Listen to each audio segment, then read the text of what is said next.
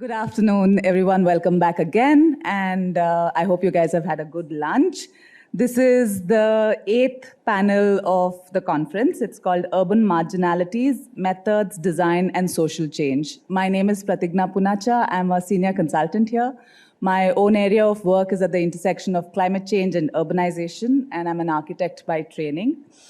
I'm very excited to have this panel here. We're going to be talking about different presentations which covers various geographies and various disciplines, but also with a focus on methods that they've used in understanding urban marginalities. So I'm really thrilled to sort of listen to all their sessions. We'll go in the order of the list here that we have in the schedule. Unfortunately, the first presenter is not going to be able to join us, so we're not going to have the Unmapping Kolkata urban history at the margins presentation. So we'll start with the next one. Each speaker, because we have 5 presentations in this session, we'll do about 10 to 12 minutes each. And we have somebody who's keeping, Ruchika, who's keeping time, and she'll give you all a notice when it's about 5 minutes. We'll take questions at the end of all presentations. Okay, so we'll start with New Social Mix in Nantou, Ancient Town in Shenzhen. It's an online presentation. So I'd invite Daria to start. Good afternoon. My name is Daria Lisaia, and I'm PhD. Currently, I'm working in Vanke Urban Research Company, which is located in Shenzhen, and I'm researching. Today it's my great honor to present you the results of my research on the topic New Social Mix in Nantou, Asian Town in Shenzhen. I want to say that for 2 years, I'm also the resident of this place. And the people who was interviewed are mainly friends of mine. So it was very important experience for me. So I would like to say that this Nantou case illustrates how public and private partnership can provide community and preservation for urban heritage inside the dynamically developing agglomeration. So Nantou has history about 1,700 years, and it was an administrative center of the Xing'an County, which now the area, which covered the area of modern day Shenzhen and Hong Kong.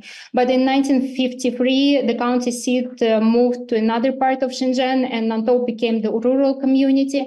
And when the Shenzhen city was founded in 1979, during the urbanization of this area, and also due to the consequence of the Chinese urban-rural dual structure registration of the land and household, so Nantou became an urban village. And local residents during the 1990s, when the city experienced the first wave of dynamic development, a lot of migrant workers come from all over the China to work in the factories here, and they needed it was the need for cheap housing, and the indigenous villagers of Nantou, they gradually rebuilt their traditional style housing into the multi-story affordable rental housing for these new residents.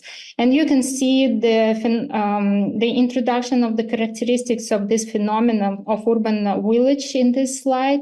And why Nantou is so special? So it's dealing with 2 very important questions, which Shenzhen government is dealing now, is the conservation of urban heritage and regeneration of urban villages. Since 2019, the new type of urbanization plan was adopted in 2014, and 2019 new era of urban development in China gradually introduced new tasks of integration of urban villages and urban heritage in the urban regeneration system. I want to thank the editorial board of Indian Institute for Human Settlements of the Urbanization Journal, Journal of Urbanization. So I published an article related to the Chinese urbanization in 2019 in this journal, and it was an important event for me. So thank you so much. And I'm going back to to the presentation. So the urban villages regeneration program is a very important task for the government of Shenzhen, and it's actually started in 2000s, and now it's changing the mode, and you can see that it was approved by government, the master plan for comprehensive improvement of urban villages. So they have a huge scale. In Shenzhen, it's about 40% of the people in Shenzhen live in the urban villages. Another one problem is urban heritage. So in Shenzhen, since before it was the rural area, so before 1979, so that's why urban heritage is mainly so the urban heritage which belonged to the period before 1979, it's mainly focusing on the urban villages. So Nantou Asian town, since it has a very specific and unique government place for hundreds of years. In 1988, it was designated as municipal level heritage site, but since in urban villages, the municipal government has a limited power, so that's why this conservation of the cultural heritage met the challenges. But in 2015, micro-renovation approach was introduced in Guangzhou and in Great Bay Area. It helps to revitalize the historical areas without large-scale demolition and redevelopment. So this is the aim of my research, to explore the cause and impact mechanism of social demographic changes of the application of the conservation and adaptive reuse project. And also there is a research questions which I try to reply. So urban villages are dealing with many problems. I just listed a part of them. It's like physical, environmental, social, economic. There are a lot of problems with all these buildings because they were rebuilt by villagers by themselves without compromise. Some of them has no legal documents and so on. But the most important problem of Nantou was the conflict between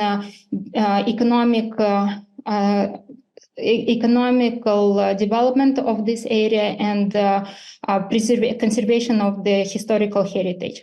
So this is the scope of the adaptive reuse project. It was initiated by the Shenzhen municipal government in 2019 to mark the 40th anniversary of the Shenzhen Special Economic Zone.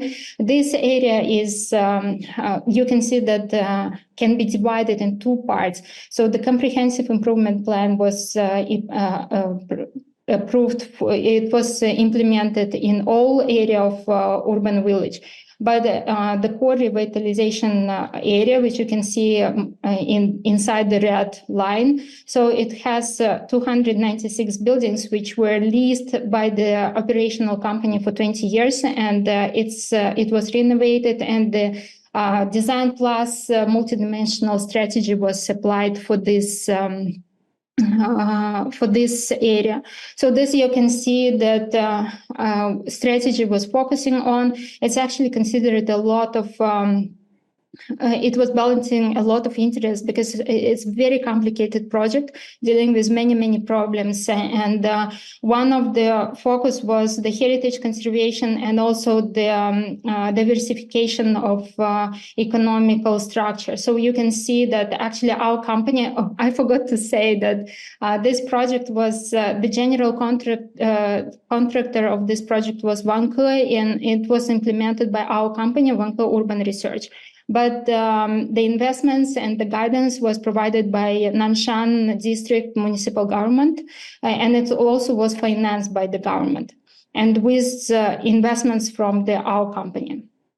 So what Design Plus strategy was focusing on they wanted to change the social demographic structure by diversifying economical structure, and outcomes should be the upgrade of built environment and the diversification.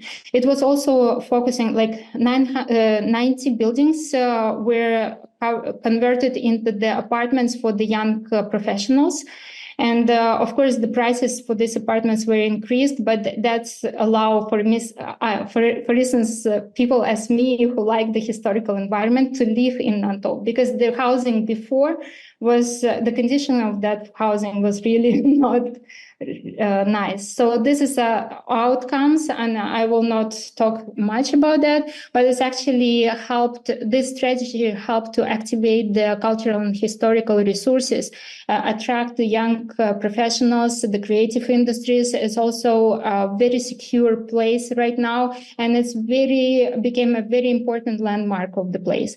So it was important to understand. When I started to do the research, I collected data before, first of all, but then I faced the reality that I don't know how to analyze that data, because I'm not from the social science. I'm from the urban design and urban planning field. So I was focusing on building the theoretical framework. With one of the component is public health. One is dimension is the public health, and so I was investigating this project. So experts they want that the residential places in the future will be open, diverse, and without compromising human health. Another one problem is the conservation of urban heritage. So this heritage sites, they have a special status on the urban regeneration project. So what we should focus on, the human capital is the most important component of the intangible wealth. So that's why, and these historical streets, public spaces filled with vitality and social activity, which provides opportunity to use the cultural potential. And then I studied very deeply the social mix and this social-economic ecological model of mixed residential patterns suggests to using the system resources of each component to eliminate to build a better result, but we also need to meet the needs of different social groups, which presented in Maslow's hierarchy of needs. Another one problem is comprehensive improvement of villages. So urban villages, they are, so this is the self-governing unit, and they are not completely integrated in the urban system. So that's why you can see that in Guangzhou and in Shenzhen, the authorities are dealing with the task of sustainable regeneration of urban villages and integration them in the municipal governments step by step. So this is the results of this is a framework which I built at the end, and we can see that historical layout of Nantou is preserved and have high social activity, but functions of the space formed over the 20-30 years need to be upgraded, and revitalization of Nantou needs to protect and inherit traditional cultural environment and get the new vitality, new values. It's difficult to achieve by the local communities. So over the 20-30 years, they didn't achieve the sustainable development, the economical development, and the social development. And that's why it's required efforts of the multi-stakeholder partnership between government, private sector, and society to achieve this harmonious cultural and social economical development, and use the potential of the urban heritage that stimulate accumulation of human and social and economic capital.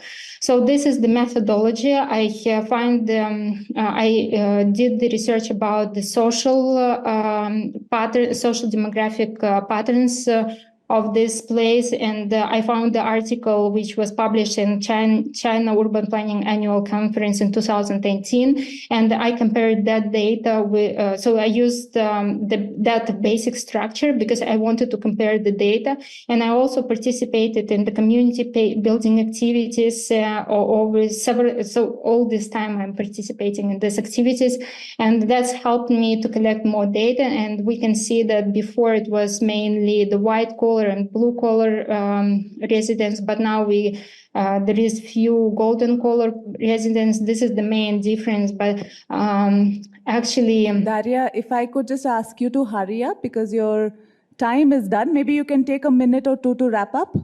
Yeah, I will just say that these are the result. Like we collected a lot of data, and you can see that Nantou is located in the Silicon Valley of China. So it has a really the industrial upgrade of Nantou, of Nanshan district and Shenzhen. It's required the new talents and new professionals to come here. So that's why we can see that, of course, the social demographic changes are happened.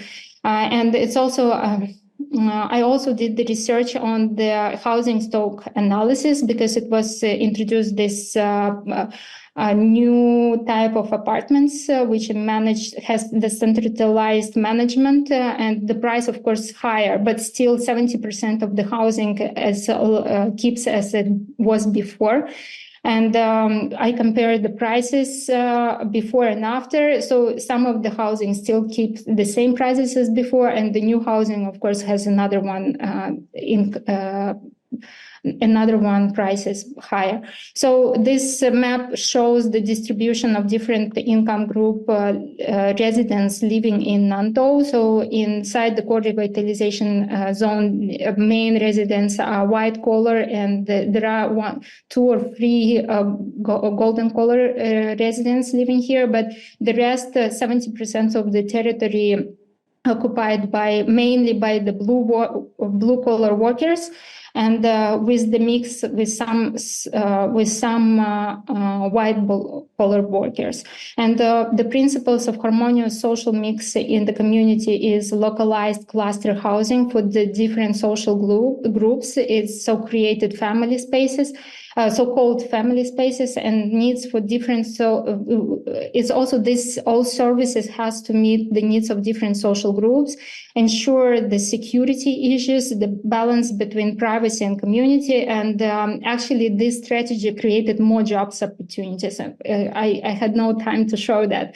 And my conclusion is that new social mix for sustainable community development has to focus on social capital accumulation and degree, and also to keep the degree of social mixing, because actually it should be controlled. Market as usually focus, like otherwise we will meet the gentrification problems.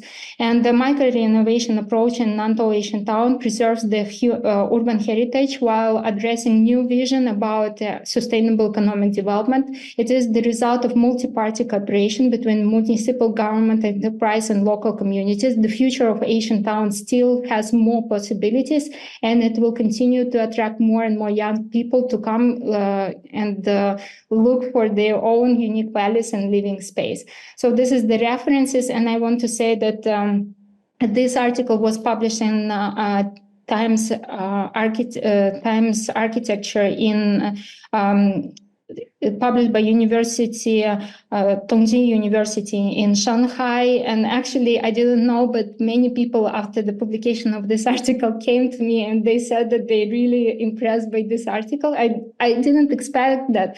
And just last weekend, I came out. So this is the building where I'm working, and I came out, and it was the exhibition organized by Shenzhen Nantou City School. There are 2 schools in this community, and they actually, based on my article, they did the methodology for the course for the 7th grade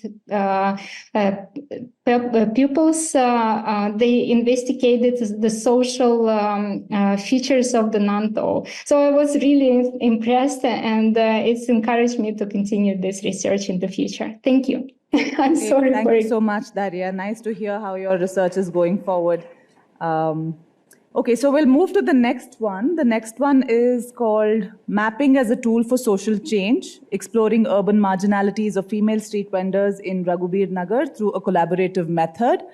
The presenters for this presentation are also online, right? Yeah. Also, we'll take questions at the end. So if you want to write down your questions and keep it for the end, we'll come back at the end. Yes, Tanya, you can start. Shall we begin? All right. Am I audible? Yes. All right. Good afternoon, folks. So in a nutshell, what our organization does is, so our organization's name is City Sabha, and we collectively explore participatory methods to include marginalized groups in planning and governance matters by mapping their everyday realities. Before we dive into really the methods and the framework that's presented on your screen, which is called the People's Place Inventory, I just wanted to contextualize the origins of this inventory. And just to begin with, we've always focused on the public realm, and which includes people's public life and their relationship with spaces through action-based research. But we've never had any particular significant baseline for understanding the quality of public spaces in the southern cities. We know that public spaces are basic building blocks of our cities, yet they cannot be counted as homogeneous units. Furthermore, no disaggregated data is available as of now in any discourse talking about public spaces and community spaces in marginalized communities. Cut to 2021 when Delhi's 2041 master plan was released, which stated that we should be creating a public space inventory. Unfortunately, there were no implementation guidelines or varied any data sources where we were able to navigate through processing these data points. Which then made us eventually define our own iterative roadmap. When we first engaged the community of female informal workers, specifically street vendors in Northwest Delhi called Raghubir Nagar, we had a place quality index that was intended to fill up with this group of women, but we never ended up facilitating this exercise because the parameter list in the index was introspective, and it was a researchers centric tool and very in a way technical for the community to fill up by themselves. So we kind of scrapped that idea, and over the course of our engagement, we tried to make it participatory. And this engagement lasted for about 15 months. And we tried to reframe the index into a place inventory that could be filled out by the community-based organizations that are situated there and proactive stakeholders that are on ground by breaking it down into generative pieces. So what is the place inventory and what does it do? The place inventory is it's a comprehensive matrix open to appropriation at different scales and varied roles that maps and analyzes a place's quality. This articulation of different roles at different scales helps input the framework with people's narratives, focusing on the nuances of the grassroots issues presented, something that Sukrit was mentioning yesterday, the work that he's done with Sabha. The rationale for this initiative is essentially to make planning processes more answerable and accountable. So this is what our roadmap has looked like. And if we were to reverse engineer this process, place accountability could be achieved through a detailed out place inventory with the help of parameters assessing degrees of mobility, safety, security, accessibility, and well-being. Again, the parameters are open to interpretation. The place inventory essentially is a byproduct or sometimes a derivative of an issue-based map. The issue-based map obviously gives us some spatial allocations, but the place inventory gives us social and economic nuances of a space. The issue-based map was created by co-creating a legend distinct to the neighborhood's activities. It also represented the group's work and mobility patterns and state interventions that are present there. And we also used tools such as photo voice, zine making, and alternate mapping techniques that were deployed over the course of the engagement to achieve the spatial representation. Moving on to, this is the issue-based map, which elaborates on specific place narratives, and it encapsulates the priorities of a place, taking from people's lived realities. It also, in a way, brings out realistic notions of safety and inclusion. So, for example, female street vendors interpret safety in a way where their trade would be a permanent work, could have a permanent working space with more regular and reasonable working hours where there is minimal to no state interference. And this requires state support, and currently there's a complete state indifference when it comes to their trade. We further continued this framework in our generative methodologies in other communities of Delhi, and I'd like to hand it over to Tanya to speak more about it. Thanks, Saleha. So as you can see, this the previous slide. Yeah. So this is from our engagement with another neighborhood in Delhi, in Okla Vihar. And we adapted what we did with the female street vendors of Raghubir Nagar to this neighborhood, where we are primarily engaging with mothers of children with disabilities. So if you can see on your left, we engaged them in an activity of a symbol making exercise where we got them to draw civic amenities or public infrastructure which they use on their day-to-day. And that then helped us formalize into another activity, a suggestion box activity, and building place cards, which were cards, the next slide, please. Which are cards which basically map out the different civic amenities which they can access. And here they fill out what they believe to be the existing status or the issues that the challenges that they face in their neighborhood with respect to that civic amenity, as well as what change they would like to see. Next slide.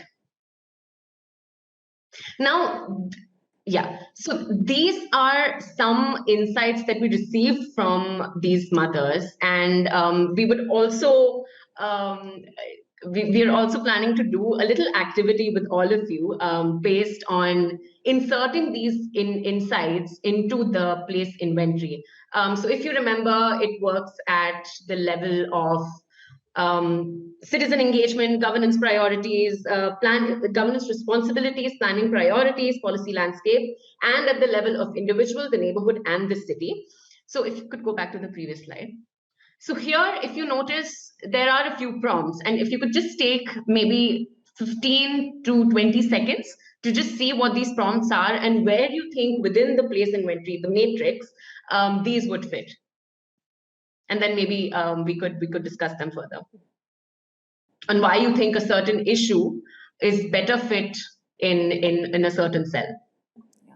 Folks from the audience, the mic will come around, so if you all want to take a shot at it.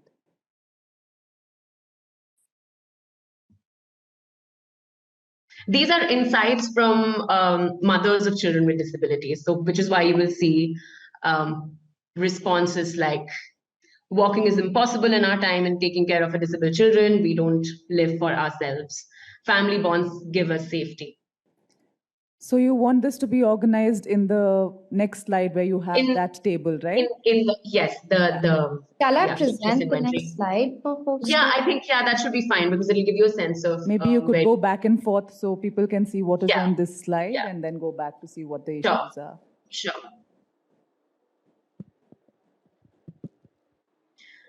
The x-axis has the scale and the y-axis have different roles. Now here also, just to prompt you a bit, most of these insights would fit at the scale of individual or neighborhood. primarily, because city level issues typically they would not have to deal with. And because this is a bottom-up process, we're essentially taking insights from the people themselves. This has to do with the challenges that they face at an individual level or at the neighborhood level. So think of the responses by these mothers in terms of these two scales. Tanya, I also think that the text is not very readable for the audience. Okay, so I think we could maybe just exit the presentation mode and zoom in a little bit. Sure.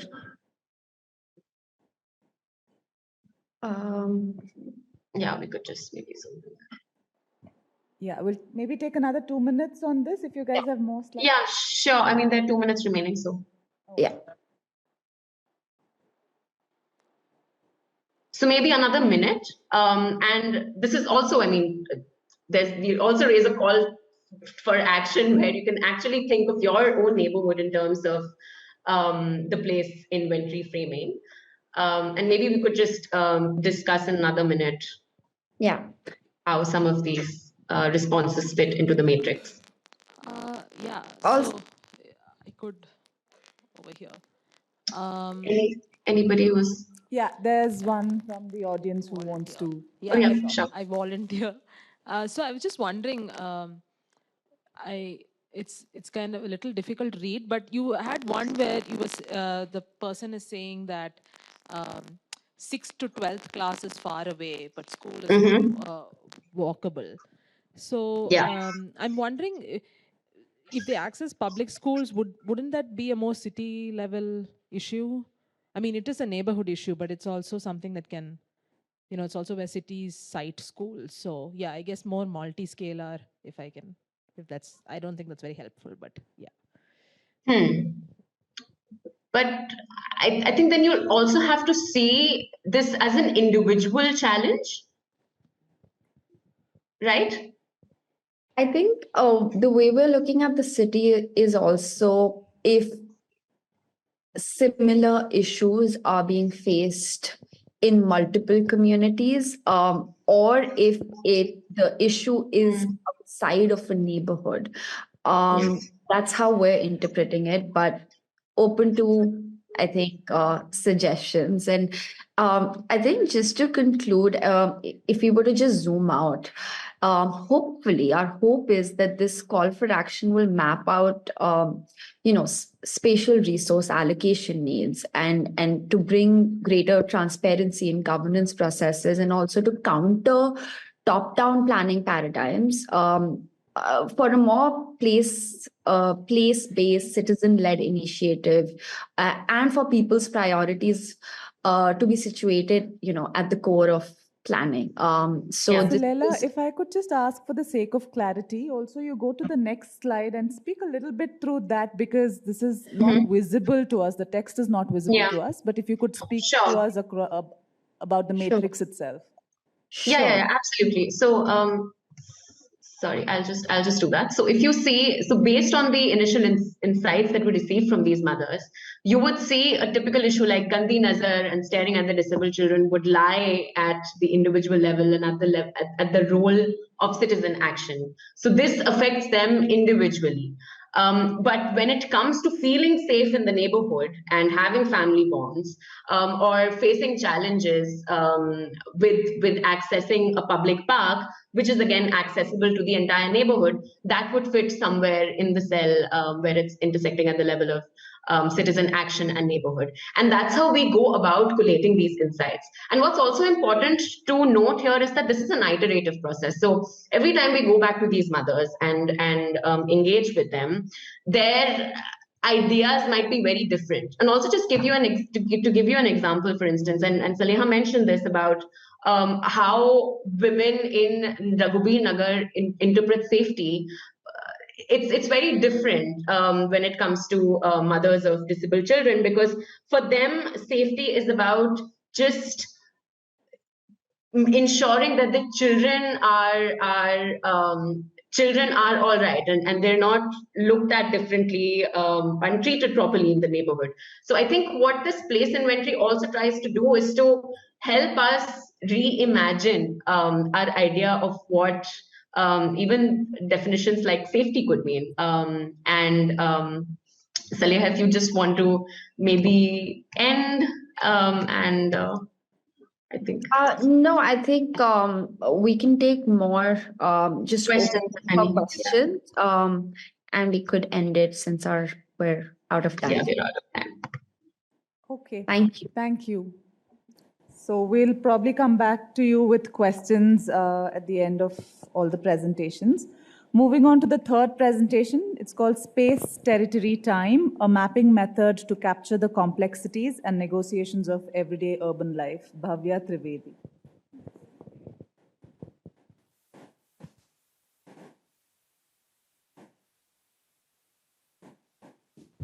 Hi, everybody. So this research was developed as part of a directed research project at CEPT University during my Bachelor's of Urban Design program.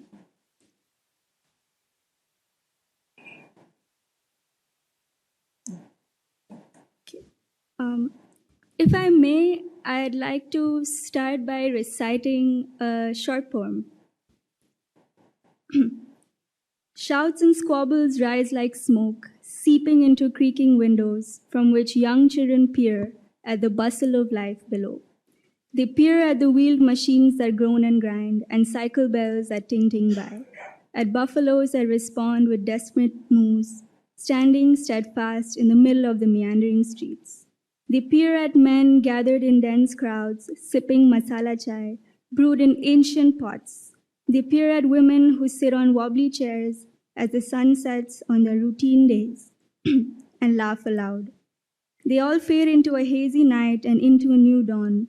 Shutters are opened, carts are stocked, verandas swept, and children shaken awake.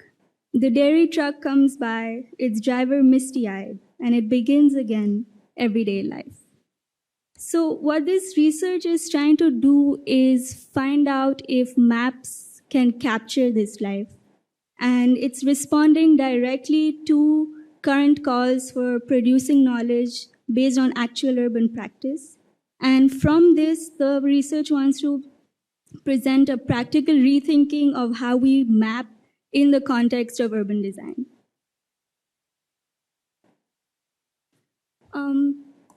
Southern cities are constantly misrepresented because of the layered ways in which they function, and cities of the global north are looked at for solutions. But what this does is assigns binaries again of legitimate, illegitimate, legal, illegal, and of course, formal, informal, to all fundamental acts of making a living in urban space. But Southern theorists and practitioners have recognized that actually vocabularies of negotiation and relationships are better suited for our context. And surely in this discourse, there is a space to create visual vocabularies. And this research is attempting to contribute towards that. So breaking away from binaries, what we're looking at is perhaps territorial lens, and using John Bracken's definition that any act of special occupation can be seen as territorial. So borrowing that definition, what we're trying to look at is everyday acts of spatial occupation of livelihoods, such as vendors, pan gallas, chai stores, grocery stores, as well as how pedestrians and vehicles use our everyday streets. This research is using observational and temporal mapping to observe street contexts in Ahmedabad. The potential of mapping lies in its ability to produce new imaginations and participate directly in the unfolding of urban futures. And from this lens, it can also visually induce an unthinking, and therefore by implication, a rethinking from alternate perspectives. And in its agency to assign legitimate space to specific users, that's what makes mapping such an appropriate tool to investigate our complex contexts. But the maps today are constantly misused to paint a narrative of chaos that will be righted by design. And so the designs that do come out of maps, like that are categorized as vehicular activity, pedestrian activity, and just separated layers, they seem alien to most of us. And of course, activities return. They were tried to be eradicated, but they return. And so what this suggests is that there is a very inherent relationship between space and urban agents who keep returning to those spaces, and that these relationships don't seem to be affected by even the most bizarre design interventions. So what is this relationship and how is it exercised is what the research is trying to relay. So what I observed was that regardless of what kind of physical conditions from which a territory operates, it can be a pakka store or temporary shed or even a lari or mobile device, they all exhibit the same territorial habits. First would be claim. There is claim over space through physical elements. It can be dustbins, it can be benches, potted plants, etc. And then, and this claim is exercised by an urban agent that we can call a keeper, vendor, whatever. They claim this space. And then this space is also occupied by another urban agent that we can call a visitor. And they're interacting with what the territory has to offer. And like you can see on the extreme left, in the same amount of 5 minutes, one territory is experiencing so much more activity than the other. And because that is a pan galla, while here it's just a vegetable vendor. And finally, these are constantly negotiated between adjacent territories. And what this could possibly mean is that despite so much happening, there still seems to be an equilibrium that is maintained. And this is because of the way agents are constantly negotiating amongst themselves to make sure their territorial activities and habits can continue. And when observed in larger contexts over a longer period of time, there is an extreme complexity that comes about because of how dynamic our everyday life is. So for example, here, this is observing Law Garden in Ahmedabad, where in the daytime, there is a lot of vending of groceries, vegetables, etc., while the same site in the evening is completely overtaken by parking. And so during the day, this is the extremities of what that street has to host. And what this street does is actually it enables these kinds of things by providing certain solutions. So for example, the gray zone is something that emerges as this zone between the footpath and the road where we can't really demarcate it, but all sorts of activities like vending, parking, etc. happen here. And because this zone is actually unrecognized in the way we label our streets, it either takes over the footpath, it takes over the road, and maybe this suggests that why are we even designating pedestrian spaces and vehicular spaces if we're not designating activities and territorial spaces? And on top of that, what happens is that agents consistently demonstrate an ability to reconfigure.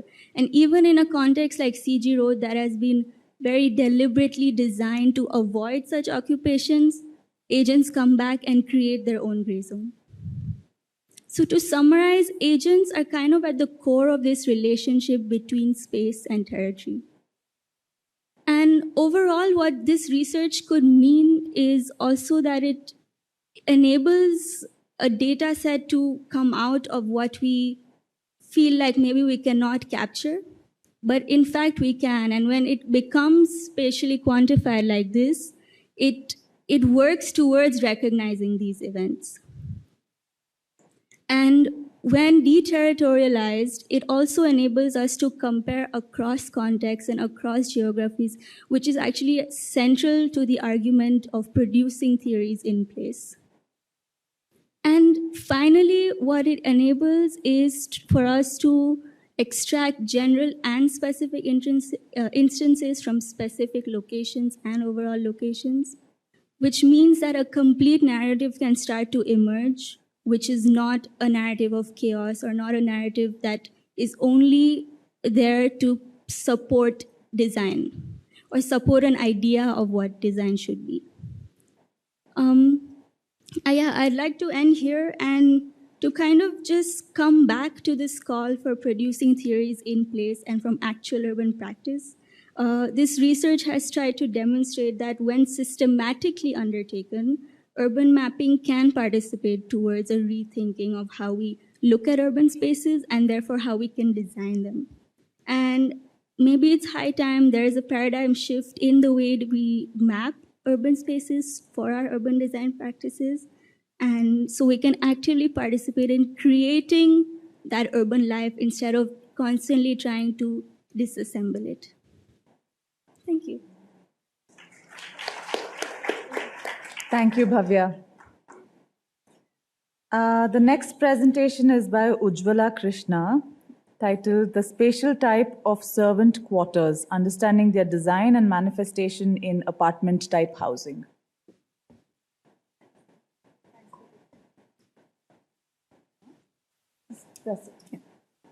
Hi. Okay, great. So hi, good afternoon. I'm Ujjvala. I'm going to be presenting on the spatial type of servant quarters, and we're going to be trying to understand their design and how they're manifested in apartment housing especially. Let me jump directly into it with first a quote about what servitude actually means. Domestic servitude confuses and complicates the conceptual divide between family and work, custom and contract, the home and the world, because of the hierarchical arrangements and emotional registers that must coexist with those of workplace and contract. This quote is by the authors Seaman Kayum and Raka Ray in their book, The Cultures of Servitude, and it defines the complex relationship between the served and the servant in our country. The culture of servitude is actually becoming highly and increasingly prevalent in contemporary society in our country, with inequality and economic disparity on the rise. Government estimates actually say around 11 million people work in the domestic servitude sector, but the actual numbers are higher. And they're employed as maids, ayahs, cooks, cleaners, and nannies.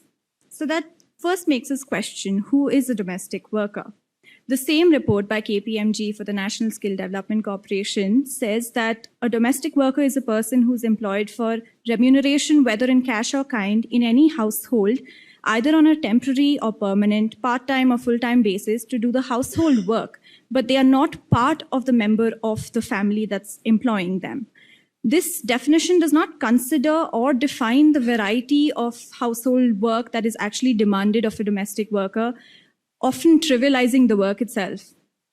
A survey undertaken as part of this research showed that the majority of respondents, about 85%, employed some form of domestic help with their household work. Moreover, about 55% of these domestic workers were working part-time, while 13% were working full-time. Today, shockingly, online platforms and companies like Book My Buy, the maids company, thrive in cities. They offer deals on services provided by well-trained and efficient domestic workers that assure quality and safety to the employers. A culture of servitude is one in which social relations of domination, subordination, dependency, and inequality are normalized and permeate both the domestic and public spheres. Dependency on domestic workers in India is on the rise. Homes are increasingly dependent on people to wash the dishes, to cook, clean their toilets, walk the dog, take care of the young, and to wash clothes. And the exploitation and inherent hierarchy that is part and parcel of this culture of servitude is clearly visible within our own homes as well. But this manifests in physical space, where servant quarters act as separate spaces that segregate employers and domestic workers. the distinction done through the politics of space and practices of eating, sitting, sleeping, bathing, and clothing, reducing both the dignity of work and of inhabitation. So why are we talking about the dignity of inhabitation? But before that, we need to talk about the dignity of work. The culture of work, production, and labor in India is not geared towards dignity. Rather, productive relationships and the systems of work itself are at play in dialectically creating and changing these relationships, often negatively. If we conjugate the two, the dignity of work and dignity of inhabitation, it translates as the quality of space as being worthy of inhabitation by a human. What does that mean? The UN report on the right to adequate housing actually defines freedoms and entitlements in housing: protection against forced evictions, right to be free from interference, privacy, freedom of movement and choice. It also includes security of tenure, non-discriminatory access to housing. But imagine a servant quarter you may have come across, and imagine how these rights are actually upheld. It is also important to trace the historical background of these servant quarters and see the change or lack of change in spatial manifestation. So talking about servitude in Britain, we have seen how we clearly see that servant quarters were created and demarcated. We've seen them in shows like Downton Abbey, in Upstairs, Downstairs, but there were actually also books that sort of detailed this out. Robert Kerr's book, The Gentleman's House, How to Plan English Residences, actually illustrates plans and detailed designs for mansions. And there's a clear distinction between areas marked for servants, separate from the rest of the house. And as ubiquitous as servitude was in the pre-colonial period, a new order of domestic servitude emerged during the colonial period in the subcontinent itself. Systems of labor were institutionalized, and a new social group of domestic workers and servants came up. But this was directly manifested in the spatial culture as well. Compounds were firstly racially demarcated to house Indian servants and their families at a distance from the bungalow where British officials lived. Clearly, like Anthony King has said, social divisions of labor are always architecturally expressed. In the defense, remnants of this colonial culture of servitude is still apparent and indicative of a stark, unequal relationship between that of the served and the servant. Most housing in cantonments and campuses across the country still have a servant quarter, and it's a very common practice and is across all types of housing. Often, this also permeates into the private sphere as well. New housing developments have servant quarters clearly marked on plans, and this is a common design practice and even becomes a selling point for the property. Many buildings advertise this feature prominently in newspapers, and people seem to actively seek for this particular feature. Servant quarters, though, are also spaces where domestic workers, as part of the urban poor, try to negotiate the scarcity of affordable quality housing in the city. Also in their attempt to overcome the constraints pertaining to spatial mobility. Talking about the rights of domestic workers, there are none that talk about their access to adequate shelter. There is no mention of servant quarters as spaces that provide shelter, and they're not seen as a separate housing category. The spatiality of these spaces is also not governed by regulations. Building codes are actually indicative of disparity and segregation based on class and caste, and it's clear in their disposition in how they talk about design and construction of servant quarters, if they do. And they're either mentioned briefly as like ancillary or even in the same breath as garages. Thus, my research questioned the role of this spatial type of servant quarters in actually manifesting this culture of servitude, leading to exclusion, inequality, disparity, and segregation through 9 case studies of apartment housing in Bangalore. I analyzed these case studies according to these 9 spatial aspects as listed here: organization, arrangement, scale, functional division of spaces, access to amenities. And then I looked at 4 separate functional divisions, which is the entryway, the main area, the cooking space, and the washroom, and looked at dimensions, materials, maintenance, lighting, and ventilation, all indicative of inhabitation criteria. So when I compared all of these together, it brought out direct inconsistencies in the design of these servant quarters, which led directly to a loss of dignity of habitation for the occupants of these spaces when compared to the previous set definition that we spoke about. So for example, when comparing the location of the servant quarter in relation to the main unit, one can see a pattern emerging. Most of these units are organized such that they derive maximum efficiency of the usage and organization of space. Servant quarters are always hidden spaces. They're towards the back of the building. They have different accesses. You can also see the percentage of area of the servant quarter in relation to the total area of the unit, as well as the massing of the space. Moreover, when we put that together, we can see that none of these servant quarters in terms of area are compliant to the regulations. Many times servant quarters are defined or designed in policy as EWS housing, which means you need a minimum area of 25 square meters or 30 square meters lately. And these do not comply to that minimum area clearly. And even within different spaces of the home itself, like the main area, the kitchen, the toilet, those also don't comply to the minimum dimensions. I also looked at something called J graphs or permeability graphs, and one can see the number of connections to the servant quarter. And some commonalities actually emerge. The servant quarter is always accessed through a separate corridor or doorway leading away from the main unit in some cases, or it's accessed only from the inside of the main unit in some cases. I also did spatial analysis, and I looked at something called connectivity graphs, and this sees connections to the servant quarters. Leaving aside individual analysis and inferences, the servant quarter is always positioned and organized towards the fringes of the massing. The space for use by domestic workers have always the least number of connections to the rest of the spaces in the overall unit. Looking at the occupant load, which is the number of people divided by the area, the regulations actually mandate an occupant load of 8, but we can clearly see the disparity between the occupant load of servant quarters and the occupant load of the adjoining unit. I also analyzed the functional space within the servant quarter itself, and one of the aspects that is striking is that cooking space or a kitchen is not seen as a priority in the design of the servant quarter always, especially if the unit is accessible only from inside the main unit. This colludes to the idea that the occupants of that space would not be cooking their own meals and would be dependent on the family they're employed by. This is maybe a testament to the idea of patronage and dependency within this culture of servitude.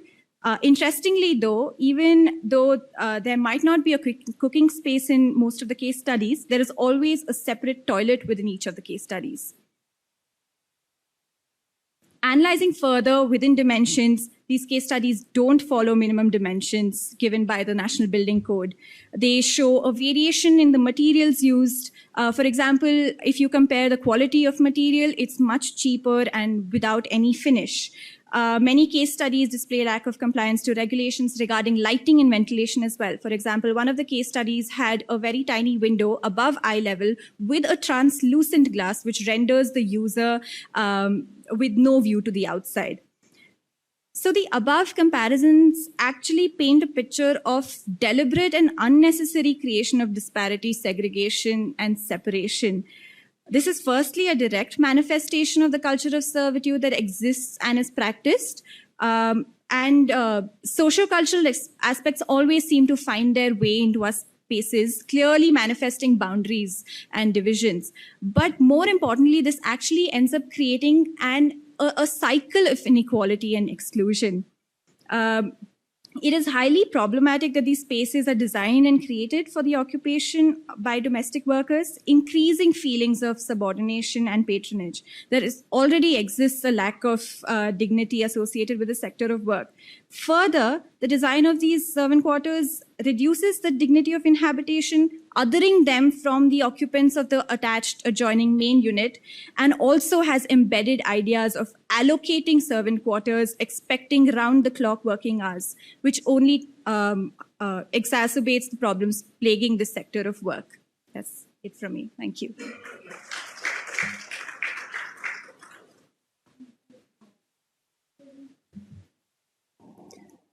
We move into the last presentation of the session. It's by Priyanka and Naomi, Marginalization as an Act of Design. Good afternoon, everyone. I'm Naomi, and this is Priyanka. We have developed this research as a part of a design studio we did in our undergraduate architecture program. To us as designers, the concept of margins has always been very interesting because margins, both notional and physical, permeate our daily environments in different forms, dictating the privilege and opportunities of some societal groups over others. These demarcations extend beyond individuals and encompass professions, places, and environments, perpetually reinforcing a sense of otherness and not belonging. On paper, a margin is made on the peripheries around the primary space of usage. It is a line of separation designed by us. In architectural design, when such a line thickens, it becomes a wall. A wall is a very powerful element of design, which constructs spaces but also begins to define one's access to light, air, and other spaces. It can simultaneously include, exclude, or even facilitate interactions.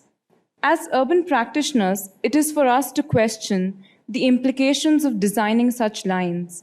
These physical margins can become tools to mitigate, negotiate, and challenge the act of marginalization through the act of drawing lines, through the act of design. Across professions, the idea of looking at historical references and precedents to direct our present actions is commonplace. Architectural pedagogy also refers to iconic buildings as precedents. As Kevin Lowe has rightly pointed out, in studying these architectural works, we often get entangled in their unique forms, their materiality, their details, their volumes, and so on, leading us to unsee many parts of the project. Why do we choose to laud successes? Why don't we learn from an architecture of failure? Because in these failed instances of a project is where we see acts of marginalization of people and professions through design space. The critique towards a design pedagogy of blindly copying precedents arises as it inadvertently reproduces underlying practices of marginalization, making design a silent perpetrator of exclusion. We challenge this through a method of critique. We believe that in the initiation of the design process itself, certain groups of people and their patterns of inhabitation are overlooked because they aren't considered the primary users of a commission. In our work, we shall discuss the attitude towards marginalized groups, which are street vendors and domestic workers, and staff working in residential projects. In our attempts to link these ideas in theory to practice, we have furthered our critical analysis to demonstrate implementable interventions through an idea of repair and retrofit of existing projects to further an inclusive approach. We reject the notion of projects as blank slates and advocate for treating existing built fabrics as platforms for advocacy and reform. The first project where this framework of critique is tested is in the case of Golconda in Pondicherry. Golconda is situated in the planned grid French settlement of Pondicherry, which is located along the eastern coast of the country. Sri Aurobindo, who was an Indian philosopher whose preaching seemed to have influenced a huge portion of the population there in the early 1900s, seems to have been very predominant in that region. So all the buildings marked in blue are actually a part of the now Sri Aurobindo Ashram. What you see in red is Golconda, which was built around the years 1937 to 45, and it is a 4-story dormitory meant for the disciples of Sri Aurobindo.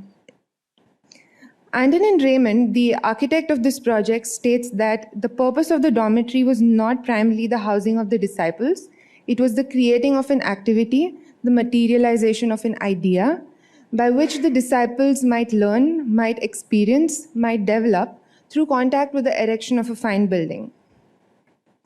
This idea was twofold.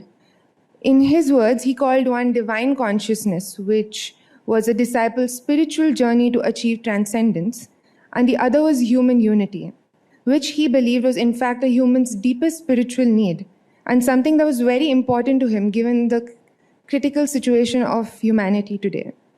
It is important to note that as much as it was supposed to provide a safe space to the disciples to practice their sadhana, it was also supposed to practice ideas of inclusion with the marginalized groups so everyone could achieve this transcendence.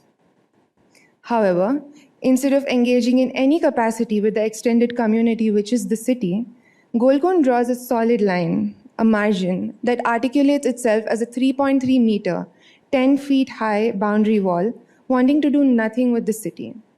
Especially in the case of the Golconda Ashram, given the very vision of the deity itself to engage with the marginalized, we argued that it must do so in some capacity. We also argue that social institutions such as ashrams, given their virtue of receiving donations, funding, carry with them an underestimated potential to meaningfully mitigate marginalities that otherwise exist in the urban space. The increasingly marginalized groups, the street vendors, were recognized as the target group. Street vendors today are the most marginalized segments of this society, and the urban poor, counting up to 5 to 6 million street vendors in India. In Puducherry particularly, through the introduction of the Smart City project, the street vendors are threatened to be relocated to other parts of the city. They are often harassed by thugs to pay more than fixed rates, further experiencing seclusion in the city despite the Street Vending Act of 2014. In our proposal, we systematically address the race critiques through spatial interventions. The boundary wall, a rather unexplored element in the field of architecture, is a building's first interaction with the city. The proposal reimagines the boundary wall as an interface that allows interaction between the private and public realm. This interface that was achieved allows the ashram to extend activities that are very much a part of the oeuvre of the ashram, such as cooking and laundry, that can be availed as services at subsidized rates to the vendor community of Pondicherry. This articulation of the inside out is also done in the form of portals. These portals are like windows that open once or twice a day to allow extension of services while still keeping the privacy of the inner spaces intact. The new imagination of Golconda is hence one that allows completing the manifestation of Sri Aurobindo's philosophy. The next project that we will be discussing is the Kanchenjunga Apartments in Mumbai. During the post-war housing crisis of the 1900s, projects globally explored ideas of vertical living. The city of Bombay responded to the rising population demands through compact modular housing projects. In 1983, architect Charles Correa envisioned and challenged this idea of matchbox living. He designed split-level apartments ranging from 3 to 5 BHKs with large volumes, a unique elevation, and terraces with mesmerizing views of the city, with the promise of creating a bungalow in the air. Upper echelon neighborhoods such as South Bombay, where the Kanchenjunga is located, have a wide range of employees that allow this idea of luxury to persist. As designers, we fail to acknowledge that the ground level, which is often seen as a space of movement and parking for most, is actually a space of prolonged occupancy for many. We envision our places of work to be inspiring and well-designed, but fail to provide this aspiration to domestic workers or staff on ground in their workspaces. Is this not an act of exclusion? A similar provocation is visible at the ground level of the apartments. In a complex with multiple functions and people who are car owners, the security staff, domestic help, and drivers occupy a crevice of the lobby, a dingy parking basement, or an isolated cubicle, sometimes even a chair at the gate through the scorching heat and rain of Bombay. The lack of specifically designed space for staff is an act of marginalization. Relegating them to the liminal spaces of a project is an act of marginalization. As described in author narratives, the floor plan of the building has been designed with a hierarchy of centrally placed living spaces and a zone of buffers. These buffer functions are meant to shield the inner spaces from extremities of climate. And within this outer zone of buffers is placed the staff quarter. The quarter has a small fixed glass window, providing some light but no source of ventilation other than an open door. Despite being located next to a large terrace garden, there is no opening provided. In a design which promises maximized cross-ventilation and luxury, does this sensitivity not extend to all of its users? Are we not asking the same questions of care across the entire project? As a way forward for this example, the intervention attempts to create spaces with same sensibilities of light, air, and quality for all the users of the building. At ground level, facilities of rest and respite are created along the building front, an attempt to move them out of the crevices and within a realm occupied by all users in the building. At unit level, the apartment is reorganized to achieve similar goals, placing the staff quarters within what has been defined as the central living space. The projects in this way have optimistic aspirations that equity in designing spaces may blur existing social boundaries and become a way to rethink ideas of belonging. To conclude, as spatial designers, we must realize that such poorly designed spaces, as seen in both of these projects, become direct ways of marginalizing specific groups in a built physical environment. It is an everyday bodily act of feeling excluded. Being at the crucial juncture of producing the built environment, we need to challenge traditional layouts of our buildings that have deep historical connotations of marginalization ingrained in them. By the virtue of questioning architectural pedagogy that iconizes works of architecture and perpetuates marginalization, we wish to expand our conversation with other disciplines to make these invisibilities visible, to expand the vocabulary of our theory to better understand their relation with design. On the other hand, as we talk of our way forward, we can't help but also reflect on practice. What we argued for was not just to realize ingrained manners of marginalization in design, we also had a proposition. This proposition, we believe, is very similar to ways in which the Indian urban functions. It functions on the logics of repair and retrofit, carrying with it an implicit nature of incrementality. But marginalization is not the end. There are more questions that urgently need to be addressed by us.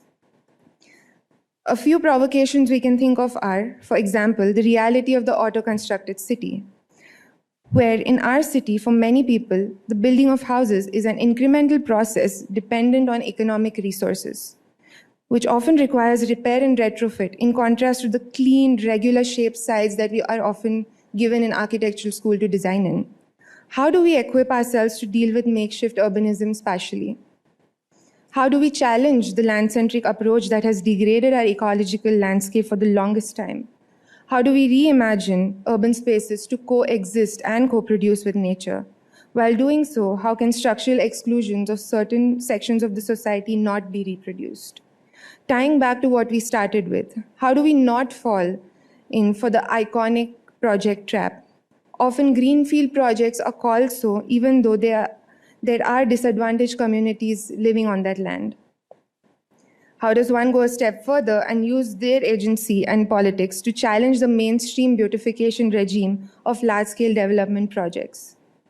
The fact is that these questions would never arise in isolation, and they can't be answered in isolation as well.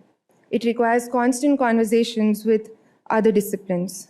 Hence, authoritative knowledge and vocabulary that defines the different practices into silos, we believe must be questioned and expanded. Here is where we truly see the understanding of interdisciplinarity emerge and find its foothold, where knowledge sharing in platforms like these can lead to enrich one's mode of practice, equip one with the right questions to move forward. Thank you. Thank you, Priyanka and Naomi, and thank you to all the presenters for such excellent presentations, both on methods and practices of marginalization across disciplines. Especially the last couple of presentations that talks about the tangibility of exclusion and marginalization is really striking in the way design disciplines play a role in that. And the presentations on methods as well were very interesting in sort of, putting forward different types of methods that you can use to bring voices, give power to voice, and especially voices from the margins. So we'll open the floor out for questions. We do have a reasonable amount of time for questions. Maybe we'll take a few at the first round and then do another round of questions. Yeah, we'll take about 3 to 4 questions at a time. Hi. Yeah, so, thanks for this. It was very interesting panel. I think my question is also to Ujjvala and Priyanka and Naomi, because there's a lot of common thread which you both have been talking about. So yeah, I'm an architect, so I kind of can relate with the idea of starchitect. So I'm sure architects in the room can relate how Kanchenjunga by Charles Correa is one of the most iconic, and relatively it's quite a great project, right? So my question is something around the lines of how do we think of solution, right? So challenges we all know, because that's the theme of the conference, theme of the presentation. So one kind of an approach to solution, what you showed is the design intervention, right? How do you make those spaces porous? How do you remove the gated sort of the gated approach towards a more porous approach, which inflows into the city and the city inflows into the private space? Now that's one approach, which of course a part of it is also utopic, because after all we are doing it in AutoCAD and SketchUp, right? It's not something which, when we have to go to the government office and actually translate it on ground, it's extremely difficult. So my question is that when we think about solutions to ensure how the gated complexes or how such rigid spaces which we are bound to, which are designed, if it has to open to the public, especially the private enclaves I'm talking about. Because Kanchenjunga is a residential building, and it is if I remember correctly, it has an Italian embassy, consulate of Italy. So again, it's a very protected space, right? So we need to also consider the security of the spaces before taking the case study, right? Because again, how do you navigate security and then making that space of kind of public, semi-public? And so my question is that how do you, beyond just the spatial changes which we are talking about, how do we also think about the behavior change, sort of the perception of marginality? Typically the users of or the buyers of these high-income residential complexes are precisely the ones who want servant quarters separate, right? So it doesn't fit into the financial modeling of a developer, clearly. Also the policies which the development control regulations talk about, they have a particular way a thing should be designed, the premium, the free of FSI, the fungible space, etc. So at a policy level, at a behavior change level, I think till the time we tap into both of these, a part of me feels the design will only remain on paper and maybe some compendiums of conferences. So yeah. Yeah, go ahead. Did you get the question? Yeah, thank you. My question is to Tanya and Saleha. Am I audible to them? Yeah. Yeah. So I just want to know what is the advantage of having those categories of individual, neighborhood and city pointers vis-a-vis saying that we are working towards, for example, disability-friendly neighborhood. So why you are focusing so much on those categories? That's something. There's a question from there. Yeah, my question is to Bhavya. I really liked your presentation and your methods looked super interesting. Could you say a little bit more about, one, you had, I think just as a designer, I could kind of see that you had a base map of that space, right? And then you kind of mapped on the different uses according to time. But how did you kind of extrapolate it, space versus time? If you can just speak a little bit more about your methods. We'll take one last question for this round. Yeah. My question is to Naomi and Priyanka. So in the first case, when we saw those boundaries that you gave, the perforation and all, I wanted to know that there are some regulations which are creating those boundaries, which are telling the buildings to step back, especially in the case where you are going into these elite locations where like this, by law, it is being done. So when you challenge to retrofit it, though I don't find it utopian, it's very much workable. It is being done at many places also. So while doing it, like, did you had any proposition in terms of those planning norms and all, like, which firstly creates it? If it is coming, then only we are intervening it to make it like that. So, like, this was a retrofit. If it has to, like, something has to be because that architect which has done it and all, this he's abiding by the law of putting that 6 meter and then creating that boundary as point of security or whatever. But the very first line comes from that planning norm of making the building push away 3 meters, what that fire safety or what not come.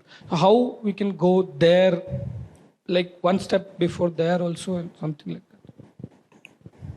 Yeah, why don't you both answer questions first and then we'll move to Bhavya and then Tanya. Should I start? This was a studio that we did as a part of one of the semesters in the 5 years of architecture that we do. And initially, we did not try to limit ourselves with the development control regulations because we felt like that would really limit the imagination of what can be done. And so, for example, in Naomi's case, the area is essentially not as big right now as well. Like for the suburban quarters, it's not a lot of area that we are still taking. It's still a very minuscule amount. But just the articulation in terms of whether it is allowing light and ventilation to come in is something that we are changing. And even in my case, when we were dealing with the boundary wall, these were sort of the questions we came up with. And in terms of the privacy question, it's still not that the public realm can enter the private realm. That was really respected. It was respected that this building is a private entity. It is meant for the disciples who are coming here to sort of have that privacy when they're in the building. So the way we had articulated it was in the form of just windows that open, and that exchange happens just through those windows, and leaving quite a bit of a gap in the form of a courtyard to keep that distance. And again, it was not a built space really. What you're seeing was actually just a semi-open area that just deepens the boundary wall a little bit.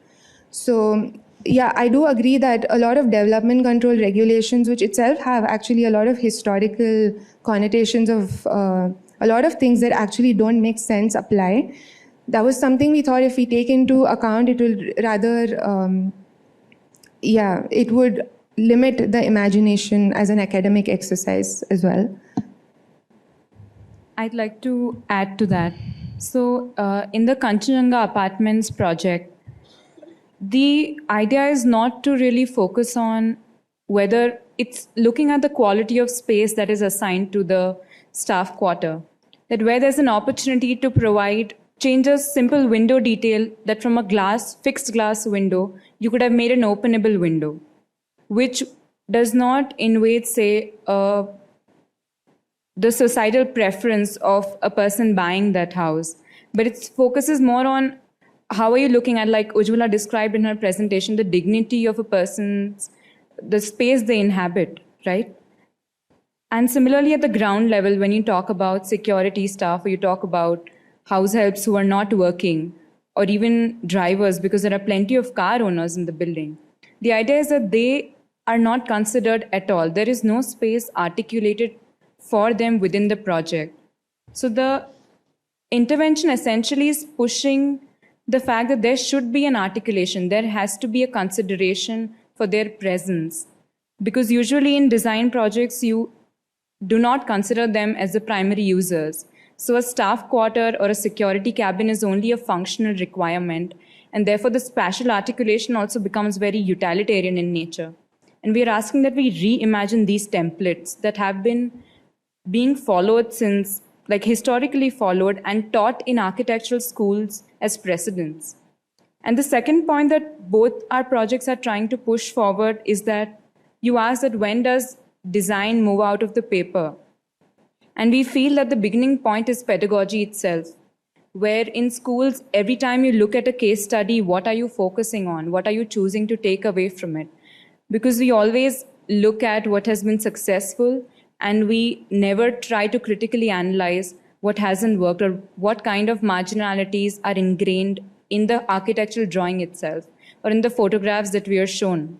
So I think it can be an attempt which can begin at pedagogy, and that is an optimistic approach we'd like to propose. Would you like to add? Okay, sure. So just to, I think you've taken sort of the academic approach, and yes, I do believe that's a utopian approach. We'd love to have that, of course. But Rohit, to sort of, you spoke about policy and behavioral change as two levels. I would also add like regulations, which is sort of a subset of the policy level. But for example, if we were to consider the policy level, there is the National Domestic Workers Federation, which briefly mentions they're trying to ensure proper working conditions for domestic workers. But that's all they say. They only mention domestic workers' working conditions. What does that mean really? Because when we also look at time spent, even if they don't live in servant quarters or these maids' room as they call it, they are still spending a considerable amount of time in the employer's house. And very clearly, there is always going to be that sort of complexity and this back and forth between their place of work as well as, if they're staying in a servant quarter, the place of residence.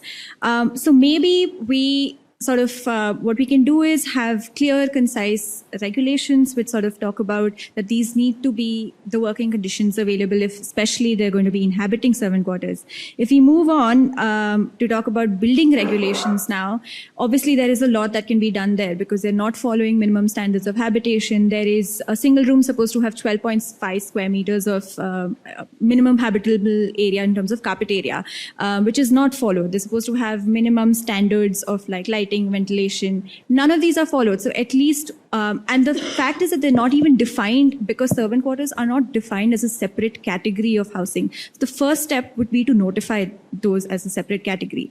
Secondly, we would then be able to ensure that these standards are upheld first, because one of the examples of like, say, where I went through multiple building regulation codes, and one of them for Delhi said that the only time that they mentioned servant quarters was when they were talking about density calculation, that you should build the space such that it should be habitable for 4.5 people, which is more than the average household size of, because that's 4.2 people. But that's the only place it's mentioned. So the step would really be to again, I think the point of practice is that the more we go into the tangibility of how these exclusions and segregation is really manifesting, the more difficult it really becomes to talk about how exactly, and we realize the complexity in even getting that tiny bit of like, say, let's ensure 12.5 square meters. And lastly, behavioral change. I would honestly, it makes me laugh a little bit because it's such a great idea, but how do we really start to talk about it? I mean, the first question to ask is how many of us employ domestic workers? And what do we do within our own homes? Have we questioned it before? Just from a social perspective, forget thinking about the spatiality of it. That's the second bit of it. So I think I would keep behavioral change as sort of a very last resort option currently. But I hope that answers your question somewhat. Thank you. Yeah. Maybe you can respond to the question that you had. Hi. Thank you for your question. So in terms of that time aspect, actually, I'm really glad you asked this question, because when I was trying to figure out how many times should I map something to map that space to figure out what those complexities or dynamisms are. And during that process, what I realized is that actually every single type of territory that you take up has its own experience of time. So if you're looking at a vegetable vendor, the people who come there might spend maximum 2 minutes. They're just there for that 1 kilo of tomatoes and they leave. But if you're then looking at a pan galla, you have a timeline of 5 to 10 minutes minimum of the people who come there. So during the research, I saw that actually just the aspect of time can be mapped endlessly. And that each territory has its own experience of time cycles. But just for the purpose of being able to conclude the research in some way, I took 5 to 7 minutes as a cap. And in those 5 to 7 minutes, everything that happened was a screenshot, one map. So if you saw in the slideshow, there was a series of 12 maps. And that is the day and evening kind of list of maps that I made, which were overlaid and created the daytime activities and evening activities. I hope that answers your question. Cool. Folks online, I think Tanya and Saleha had a question for them. Yeah. So I'll just briefly respond to that. Thank you for that question. So the place inventory that we presented is firstly a tool for documentation and dissemination to articulate a certain group's complexities. And then we can talk about place accountability, etc., etc. So usually just to give you an example, when someone asks you about your everyday challenges, it could be anything. It takes you a minute to make sense of that question. So this is, in a way, to keep coming back to that framework and inputting it based on suggestions and iterations. Children with disabilities and the mothers, we're working with mothers of these children with disabilities, and we typically work with women in these marginalized settings. So we're not just working with this one particular group, but these are also, the common factor is that they are typically out of the planning paradigm. So we do want to gather and collate and also give them a sense that they are being heard and there is a way, an appropriate way where they can voice those issues.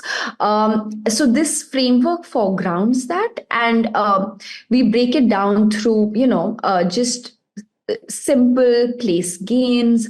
You looked at our presentation where we talked about these place cards. So it's just to peel away those layers and to bring out those nuances of their everyday lives. So it's just an enhancer, a conversation starter. And when a real issue arises, and even if we're not physically present in the neighborhood, they're able to express that and articulate it in front of whichever authority, whichever leader. You also asked about what does the scale do? I think the scale is just a parameter to position yourself somewhere. So it can be you can place yourself there, you can place your neighborhood there, or you could be talking about issues related to the city. So if, say, we're just talking about the legality of, say, street vending, that would be a universal challenge that would cover the entire city. So I think this is where you place yourself is completely up to you. Tanya, if you want to respond to it, and if I'm missing out on something, you can do so. No, I think that covers it. And also, if you look at, and I don't know if you can share our screen again and show the kind of questions we ask at each level and scale, I think that also somewhere clarifies what we are trying to get out of their inputs. So that's also generally useful. And I don't know if I can share it. Can I, or maybe later? Yeah. Okay, I'll just quickly do that, and I'll just show you the kind of questions that are raised. More than 2 minutes. Yeah. So, for instance, can you see it? Just zoom in, I think. Yeah. Yeah. So if you consider an individual, and if you consider the policy landscape, these are the kind of responses that we would expect fitting this question. And this would be applicable across people across their lines of social identities and marginalities. And that's the objective behind it. So, and as Saleha also mentioned during the presentation, it's not a tool to standardize findings from each of these neighborhoods, because each neighborhood has its own complexity, because marginalities are so different. And that's the motivation behind this. Yeah, but it also gives you, it's also a tool to kind of, at a macro level, derive commonalities which will help with policy solutions. Yeah, and those commonalities are based on this, the framing through the PPI. Yeah. Thanks. I hope that's a question. Thanks. You. Are there any more questions in the room? Yes, we'll go for another round of questions then. We'll start with Sai and then come back here. Yeah?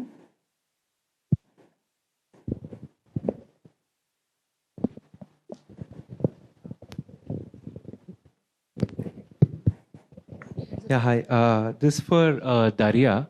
To understand that Nantou, about that ancient town, I just want to understand, because I've also noted that you said you are a urban designer, but I would like to understand an ancient city, how did that space retain its social and cultural things, and like coming from an urbanist or like urban designer, how did that through all those things, how are those urban spaces, are they still maintaining that balance of cultural as well as like social aspects and all, are they retained? Because in the last few decades, what we are reading is like China is also producing lots of new towns, and like parallelly, on the other hand, you're telling that like the municipal corporation or the government is trying to invest in developing this old town. So like, can you just speak a bit more on that? Thank you. Okay. We'll take the next question. Hi. This question is for Bhavya. It's not a very well articulated or fully formulated question, I'm afraid, but I want to ask you to talk about the space and time aspect of the research that you were presenting. So while there is while there are differing uses of time per each space, there's also a differing use of space per each time, so to speak, right? So, for example, in the case of, say, pangalas and vegetable vendors, people occupy different amounts of time, and there's a different sort of way in which people use space also around those setups, right? And so if we had to consolidate these things and put it together, let's say the experience of just walking down a street, right? How do you sort of navigate from the perspective of a designer? How do you navigate those senses of differing uses of space and time? So, I mean, if you had to, like, from my experience of, say, if you're walking down a street and you have, let's say, a mechanic shop or something, and there's some people sitting outside with a scooter and repairing it on the footpath, and you're supposed to navigate that and walk around it and then go. And so there's all these sort of different, in some ways conflicting, in some ways supplementary to each other, ways in which space is navigated even on a footpath or on a thing. So from the perspective of a designer, how do you accommodate that? How do you allow for that? And how do you sort of build and grow from that? There's one question online as well, which is for Priyanka from Tanya, right? So yeah, the question is trying to understand the bit on boundary wall and street vendors. How did extending the ashram's boundary wall help street vendors, and what does it mean for the Vendors Act in your Golconda example? And if I could just add to what Sai was talking about in a question to Daria, I'd also just like you to reflect on, so Nantou was an ancient, it got recognized as an ancient town, and then there was a regeneration process that was applied to it through policy. So did the process itself, through gentrification or whichever other process, induce any marginality into that space after this new policy intervention that happened into that city? I'd like you to answer, that bit as well. So maybe we can start with responses from you first, Daria. Thank you so much for your questions. I'm really grateful. And first of all, I want to say that urban villages, is more than 1,000 urban villages in Shenzhen. And as you know, that Shenzhen is a young city and technological giant. So its economy development is very dynamic. And in the first stages of development, it was industrial type economy, but then it's turned to the service economy. So it was a great transition. So it's really economical giant of China. So its responses to the national economy. So it gave a lot of contribution to the national economy. And we are locating in the center of this giant. So that's why we have to understand this very complicated, special, social special situation in which it's locating. The second problem is that Nantou has a great history, and there are a lot of archaeological remains, which is showing up that this settlement has the history 1,700 years. And we also need to understand that urban villages, this is informal type of the renting housing, and it's informal type of economy because of its special status. The land not belong to the municipality. So in China, the all land in a city belong to the municipality, and rural land belong to the villagers. So this land where you can see the small tiny town, so this land belong to the it's in collective ownership of the village joint stock company. So it's managed by the villagers. And that's why all the activities inside this area is managed by the villagers. So that's why this was a kind of problem. And the government in the beginning of, in the 2000s, there were a lot of urban villages in the downtown area. And they bought this land from the joint stock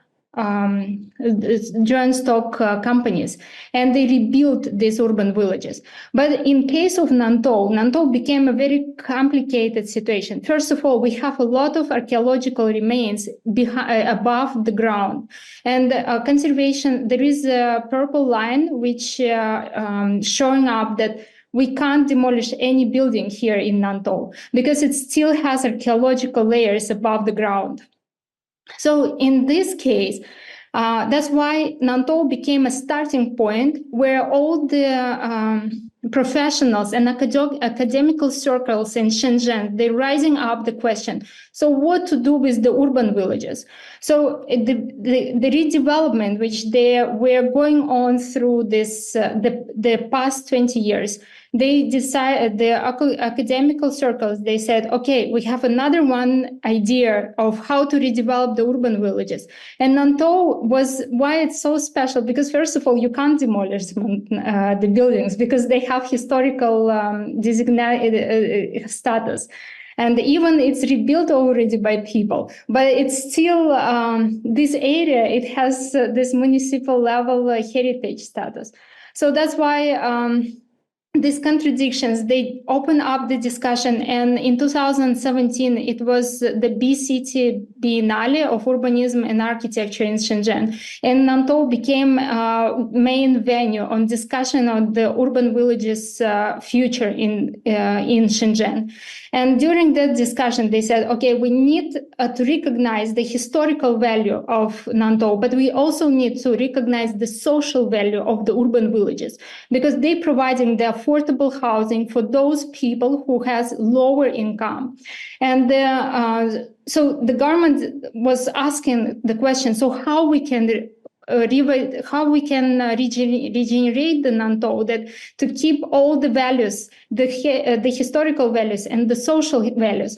And the expert community, they said we have to, they come up with the answer, coexisting of all these values and preserving the original tenants. So that's why when our company come to this project, the government and company, they were agreed that intervention area will be about 27%. So as Daria, you can I'm see, sorry. map. I'm sorry to interrupt, but could I also ask you to hurry up in your response? Because the intervention area was about 27%, and 27% of the building were rented and renovated. So the ownership is still preserved. It's not like before the ownership of the buildings were changed during the redevelopment. No, ownership is preserved. This 27% of the building became the formal economy, and the rest is still informal. So this coexistence of this very social spatial reality is still exists, and that's why we are living I am living in the apartment which cost like 2 times more expensive than other apartments in my place, and there are people with the low education level and low income level, and I have my PhD degree. So this is the result of the application of this strategy. When we do the interventions in not completely, like the intervention is about 27%, but the rest of the village, it's regeneration, the process for regeneration, it's emerged naturally. So the people who own that building, they just renovated them by themselves. So this regeneration is partially intervention by public-private partnership of the government and the company, but the rest is just emerged by the local people. So that's the answer. So now Nantou became the case of study for the other urban villages. That's why already one academical journal was published the special issue about Nantou, and now we are preparing another one special issue by also another one very important academical journal that studying this model.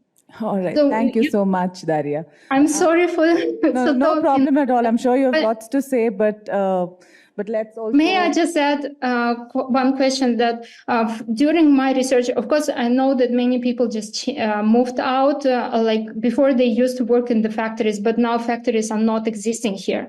But I also want to say that many people, they find the job, because now we have other type of economy, formal economy, and they also need some low skills employees. So I find that quite a lot of people who are living in Nantou, they have they work like even operation company created 100 jobs, and there's the lowest salary is 4,000 RMB. So it's about maybe $650, maybe something like that, or $700. So it's not so bad, $600. So it's quite okay income. When I was a student, I had even less income than this one. Okay. So that's what I'm saying, that it's still... I'm sorry, I will have to stop you now. I'm really sorry, because we've run out of time for the session and we have just two more responses. Thank you so much for your response. And I wish we could chat more if you were here, but thank you. Thank you. Ahead. The intervention that was proposed for Golconda didn't have anything directly to do with the Street Vending Act. What we just tried to point out is how marginalized this community of street vendors is, especially in Puducherry, because even though the Street Vendors Act provides protection of livelihood and regulation of street vending, the government has still outsourced the daily rent collection to a private firm, and the workers are harassed by thugs to pay more than fixed rates. So this is something that we found out in a newspaper article. So we were just trying to point out why we are arguing for this community. And in terms of how the building is sort of catering to them as services, in the form of services, we did an analysis of what are the kind of functions that are already going on in the building. So cooking is something that happens on a large scale every day for all the disciples, and they do it together itself for them. And so does laundry happen every day. In fact, Golconda has some really beautiful spaces designed for laundry itself. And we just wondered, what if this could be scaled up? And what if this could be sort of, because it is the oeuvre of the ashram, which also allows the commune of the individuals to come together, what if it could also just be extended to this community outside?